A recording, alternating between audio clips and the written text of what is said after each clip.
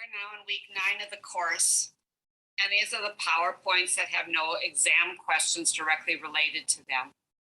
I'm hoping that as an advanced practice nurse, you will understand how important it is to still take responsibility for your own learning and take the time to go through this PowerPoint, especially straining out what is of most direct benefit to you. There will be a lot of links. A lot of different partnerships are going to be reviewed, some of which could be helpful in your population health paper, some of which just have more personal interest to you, and some of which you will probably not want to spend much time on. But a lot of links, a few YouTube videos, kind of sit back, here to be picky, but also have an attitude of inquiry and learning.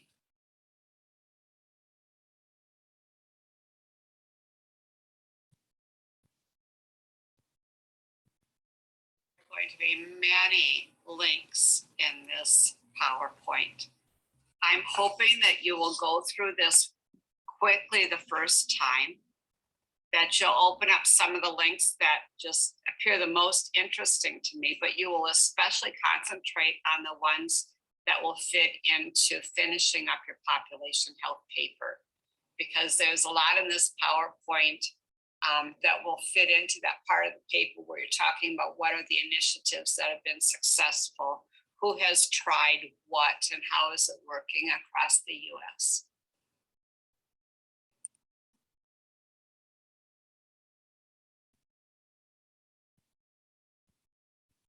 So this slide starts by examining how we would define what a healthy community is.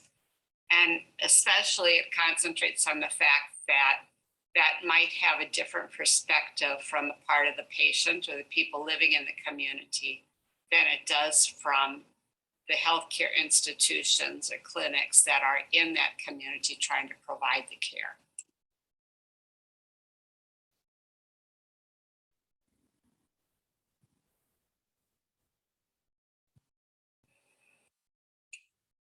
This whole issue of patient engagement is very important. I was once in a position of trying to place some of my North Park students at a community health clinic, and I was getting nowhere. I talked with one supervisor at a local clinic, and she made it very clear to me that she was disappointed in the academic centers sending her students, because she said it does no good for them to have completed their education and not be able to know how to bridge that gap with a patient. She says, if that person can't get them to come back a second time and a third time, what is the purpose of all that they're offering? I think that that is what we're talking about when we consider the art of engaging the patient. So this slide talks a little bit about motivational interviewing. You're probably familiar with that, similar to the trans-theoretical model of behavior change. How do we start with where that client is at, understanding their interest in moving towards any kind of change? And if they have no interest in moving towards a change, what would make a difference, or how would we know whether they had changed since the last time we talked with that client?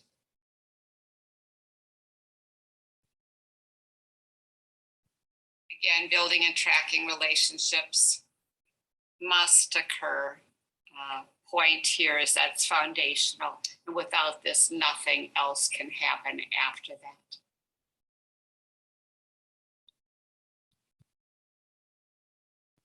Starts with the CDC definition of a healthy community, and it ends up with a definition given by a public health nurse that worked in the inner city of Detroit, Nancy Millio. You'll find her interesting. The YouTube video is short. Actually, you probably only want to listen to the beginning of it. She's an elderly woman now looking back over her practice in the inner city of Detroit.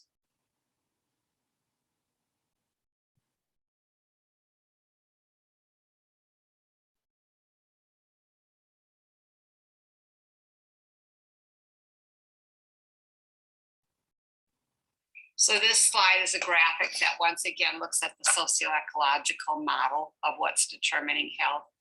And then I just note that a gentleman by the name of Dr. Q. Ree, who I heard speaking at a conference in Madison, Wisconsin, he had at one point been a pediatrician, but ended up being hired by IBM for his work in terms of artificial intelligence, the project called Watson Health. But he said that the true determinants of health were actually the socioeconomic conditions, which in this graphic are at about the 1 o'clock or 2 o'clock position of the graphic.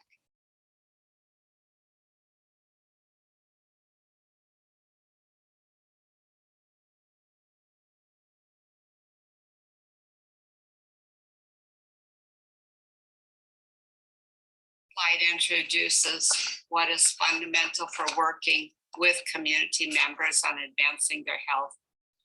There's 5 principles here, and a number of these are going to be discussed in the next 7 or 8 slides.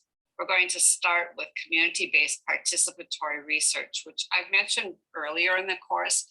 This is when research is done that actually engages members of the community, starting with finding out what is important to them in advancing their health, what research they would find beneficial, what projects they would like to see initiated so that possibly research could follow up on the design and then the evaluation of the effectiveness of those projects.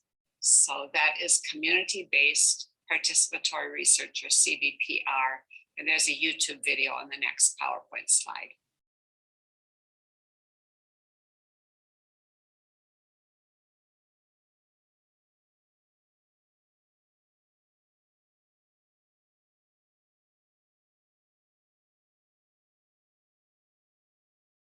I was new to the whole approach to including the community members, which is called Photovoice, but I really liked it. It's a novel way of doing community-based participatory research. So I encourage you to take some time to look at that link. When you open it up, there's a number of short videos that you can watch. The one that I have probably appreciated the most is called The Long Walk Home, and it's about 3 minutes long.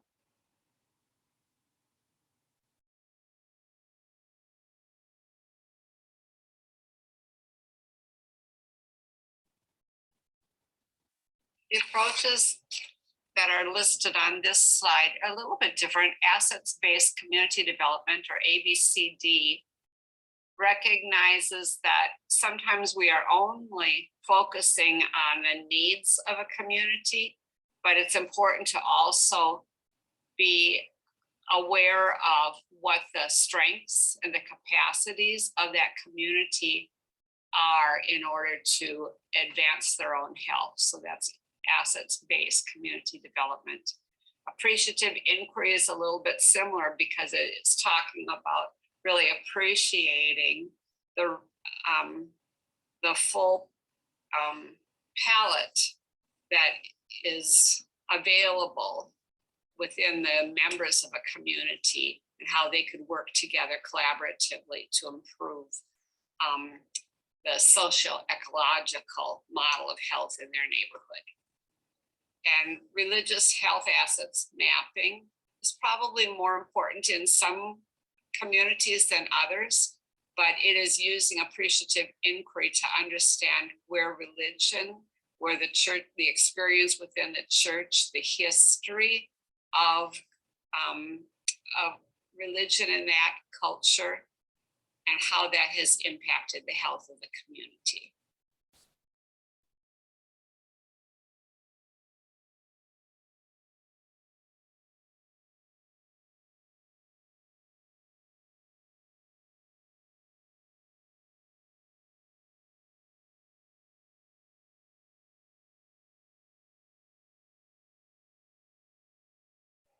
In order to form a partnership within a community, it's important that we identify who are the people who are most interested.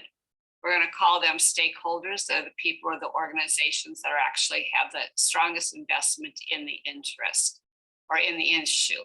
So here's some questions on this PowerPoint slide to help you identify who these stakeholders will be. And the next PowerPoint slides give some examples of typical stakeholders for a public health initiative.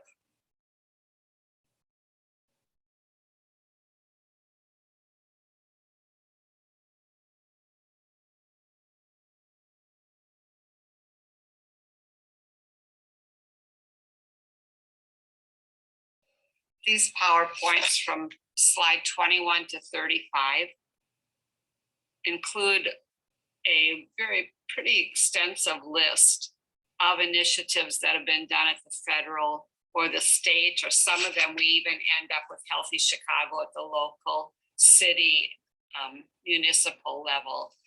So depending on what your paper is, you might find that some of these resources are something that you can integrate into your population health paper.